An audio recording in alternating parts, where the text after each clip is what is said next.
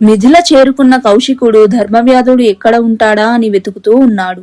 ఏదో ఆశ్రమంలోనో దేవాలయంలోనో ఉన్నాడు అనుకుంటే చూస్తే ఆయన ఒక మాంసం దుకాణంలో జంతువుల మాంసాన్ని విక్రయిస్తూ కనిపించాడు. అది చూసి ముని ఆశ్చర్యపోయాడు. ఒక మాంసం అమ్మే వ్యక్తి నాకు జ్ఞానాన్ని బోధించడమా అని సందేహించాడు. కాని ముని అక్కడి నుండి వెళ్లేలోగా ధర్మవ్యాధుడు నవ్వుతూ, మునివర్య, సుఖల మిమ్మల్ని నా దగ్గరకు పంపిందా, రండి అని ఆహ్వానిస్తాడు. కౌశికుడు మళ్లీ ఆశ్చర్యపోయాడు. ధర్మవ్యాధుడు మునిని తన ఇంటికి తీసుకెళ్లాడు. అక్కడ తన ముసలి తల్లిదండ్రులకు స్నానం చేయించి భోజనం పెట్టి చిన్నపిల్లల్లా ఎంతో ప్రేమగా సేవ చేస్తున్నాడు. అది చూసిన ముని కళ్ళల్లో నీళ్లు తిరిగాయి. ధర్మవ్యాధుడు ఇలా అంటాడు, ఓ మునివర్య, నేను మాంసం అమ్ముతున్నాను కదా అని నన్ను తక్కువగా చూడకండి. ఇది నా వృత్తి ధర్మం.